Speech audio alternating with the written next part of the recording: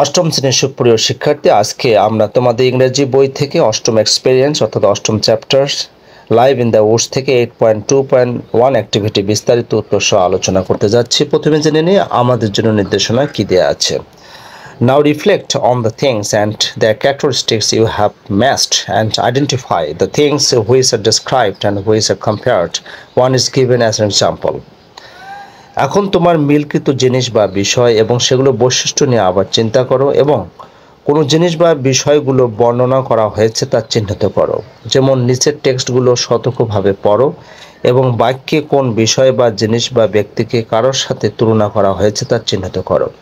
একটি বাক্য করে দেওয়া হয়েছে, এখানে একটা বাক্য করে দেওয়া হয়েছে, আমরা পড়ে নিচ্ছি যে flying objects R tiny is a description whereas life is a flowing river is a comparison.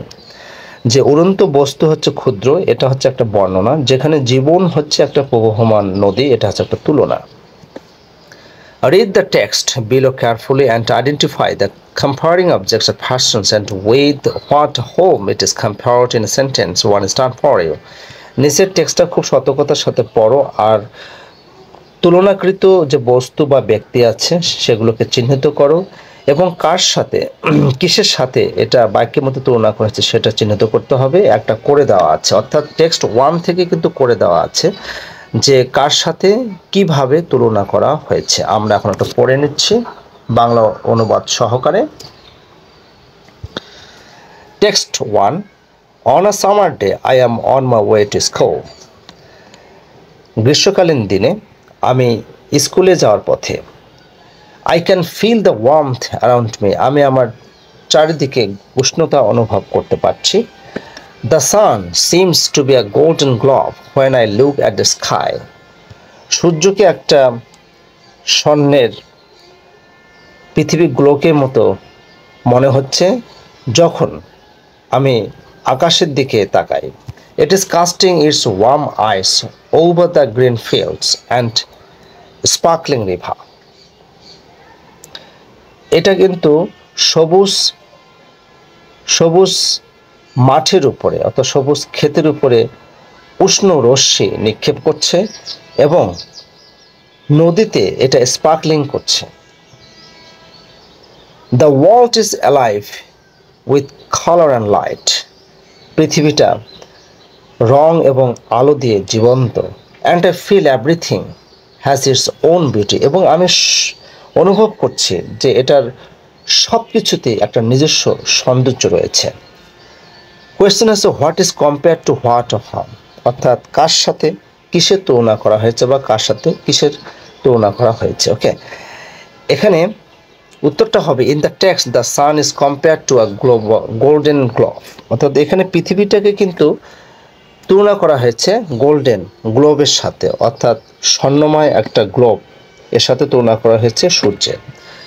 Text 2, the streets seem to be veins and arteries carrying the lifeblood of people and commerce through every corner of its leaning body. রাস্তাগুলোকে শিরা উপশিরার সাথে তুলনা করা হয়েছে, অর্থাৎ রাস্তাগুলোকে শিরা এবং উপশিরা মনে হচ্ছিল, যেন মানুষের রক্ত বহন করছিল, ব্যবসা বাণিজ্য এগুলো বহন করে চলছে, যার মধ্য দিয়ে এই ক্ষীণকায় শরীর প্রত্যেকটা কর্নারে এই ভেইনস এবং আর্টারি রয়েছে। It was a place of constant movement. এটা হচ্ছে একটা চিরন্তন চলনের একটা জায়গা, পরিবর্তনের একটা জায়গা ছিল। Which was always growing and evolving in response to the needs of its inhabitant. যেটা এটার যে অধিবাসী তাদের চাহিদার প্রেক্ষিতে এটি সবসময় বর্ধিষ্ণু হচ্ছিল এবং পরিবর্তিত অর্থাৎ ঘূর্ণীয়মান হচ্ছিল। Thus the city was a living, breathing organism, beating with energy and activity. এভাবে শহরটি জীবন্ত ছিল, একটা শ্বাস প্রশ্বাসকর অর্গানিজম ছিল এবং শক্তি সামর্থ্যের সাথে এটা দণ্ডায়মান ছিল এবং কর্মদক্ষতায় ভরপুর ছিল। কোয়েশ্চেন হচ্ছে two what home are the streets compare, অর্থাৎ কার সাথে এটি রাস্তাটিকে তুলনা করা হয়েছে। In the text the street is compare two veins and arteries of human beings, অর্থাৎ রাস্তাগুলোকে মানুষের শিরা এবং উপশিরার সাথে তুলনা করা হয়েছে। Text 3, on a gloomy day I looked through the window, একটা বিমর্ষ দিনে আমি জানালা দিয়ে তাকিয়েছিলাম। The sky looked like a magical wonderland full of beauty and grace, আকাশটাকে একটা জাদুময় অদ্ভুত ভূমির মতো লাগে যেটি সৌন্দর্য এবং আশীর্বাদে পরিপূর্ণ।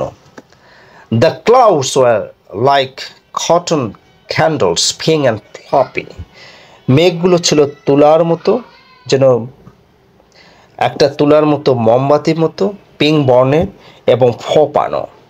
দে seem to be stretch on forever, তাদেরকে এরকম মনে হচ্ছিল যে তারা যেন চিরকালেই এভাবে স্ট্রেস অর্থাৎ সরানো অবস্থায় থাকবে। I wished if I were the clouds, আমার ইচ্ছা হচ্ছিল আমি যদি মেঘ হতাম। I could fly like them, আমি তাদের মতো উড়ে যেতাম। এখানে প্রশ্ন হলো two what home are the clouds compared, অর্থাৎ মেঘগুলোকে কিসের সাথে বা কার সাথে তুলনা করা হয়েছে। In the text the sky is compared to a magical wonderland, the clouds were compared to cotton candies. টেক্সটের মধ্যে আকাশকে একটা ম্যাজিক্যাল ওয়ান্ডারল্যান্ডের সাথে তুলনা করা হয়েছে, আর মেঘগুলোকে তুলনা করা হয়েছিল তুলাময় ক্যান্ডলের সাথে, মোমবাতির সাথে। Text 4, I respect and love my elder uncle so much, আমি আমার বয়োজ্যেষ্ঠ চাচাকে খুবই ভালোবাসি এবং শ্রদ্ধা করি। It hurts me if I see him down, আমি আঘাত পাই যখন ওনাকে আমি নিচে পড়া অবস্থায় দেখি। Filled with a sense of emptiness and despair, আমার মনটা আসলে দয়া এবং হতাশায় ভরে ওঠে। When I see him resting on his rocking chair on the বারান্দা, আমি যখন তাকে বারান্দায় তার আরাম চেয়ারে রেস্ট নিতে অর্থাৎ বিশ্রাম নিতে দেখি, I feel his heart, আমি অনুভব করি his heart is stone, তার হৃদয়টা হলো পাথর, হেভি ভারী, cold in chest, যা বুকের মধ্যে ভারী এবং শীতল হয়ে আছে। It seems that he is trapped inside a cage with no hope of escape, এটা মনে হয় যে তিনি একটা খাঁচার মধ্যে আটকা রয়েছে যেখানে আর মুক্তির কোনো আশা নেই। কোয়েশ্চেন হলো two what home is the uncle's heart compared, অর্থাৎ আঙ্কেলের হার্টকে কার সাথে তুলনা করা হয়েছে। উত্তর হবে in the text heart is compared to stone, হার্টটাকে পাথরের সাথে তুলনা করা হয়েছে। It seems that he is trapped inside a cage with no home of escape, এটা মনে হয় যেন তিনি একটা খাঁচার মধ্যে আটকা পড়ে আছেন এবং যাতে মুক্তির কোনো আশা নেই। Text 5,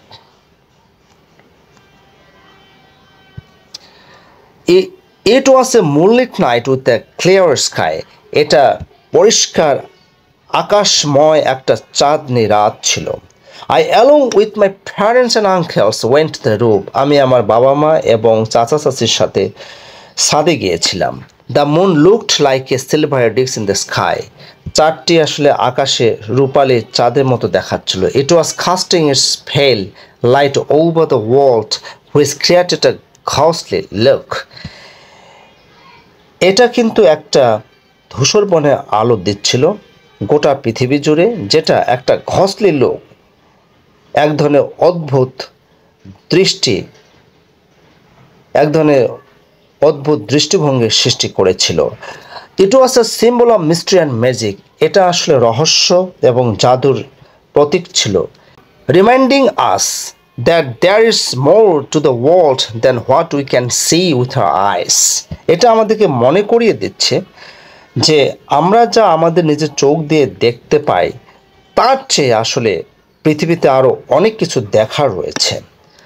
it was a flash light in the darkness guiding us through the night with its gentle glow, এটা হচ্ছে একটা ফ্ল্যাশ লাইট, ঝলমলে আলো অন্ধকার রাত্রে একটা ঝলমলে আলো ছিল, যেটি আসলে রাত্রির মধ্য দিয়ে আমাদেরকে দিক নির্দেশনা দিচ্ছিল। তার এরকম জেন্টল গ্লো, তার এরকম উজ্জ্বল আলো দিয়ে। কোয়েশ্চেন আছে, to what home is the moon compare, অর্থাৎ চাঁদটিকে কিসের সাথে তুলনা করা হয়েছে? In the text the moon is compare to a silvery disk in the sky, চাঁদটিকে আসলে আকাশে একটা রূপালী থালার সাথে তুলনা করা হয়েছে। My music teacher has a divine voice, আমার সঙ্গীত শিক্ষকের একটা স্বর্গীয় কণ্ঠস্বর আছে। It is like a song waving its way through the air like a melody on the wind, এটা হচ্ছে বাতাসের মধ্য দিয়ে বয়ে যাওয়া, আন্দোলিত হওয়া একটা সঙ্গীত, যেখানে বাতাসের মধ্যে সুর ভেসে ওঠে। হোয়েন শি স্পিক্স, যখন সে গান গায়, it seems that she is speaking directly to our souls, যেন তিনি আমাদের সাথে সরাসরি আমাদের আত্মার সাথে কথা বলছে। And it feels us with wonder, এবং এটা আমাদের হৃদয়কে বিস্ময় দিয়ে পরিপূর্ণ করে তোলে। Question is, to what whom is the voice of the music teacher compared? অর্থাৎ মিউজিক টিচারের কণ্ঠস্বরটিকে কিসের সাথে তুলনা করা হয়েছে? In the text the music teachers voice is compared to divine voice, সঙ্গীত শিক্ষকের কণ্ঠকে একটা স্বর্গীয় কণ্ঠের সাথে তুলনা করা হয়েছে। তো আজকে এ পর্যন্তই, সবাই ভালো থাকবে। ভিডিওটি ভালো লাগলে অবশ্যই লাইক, সাবস্ক্রাইব, নোটিফাই করবেন।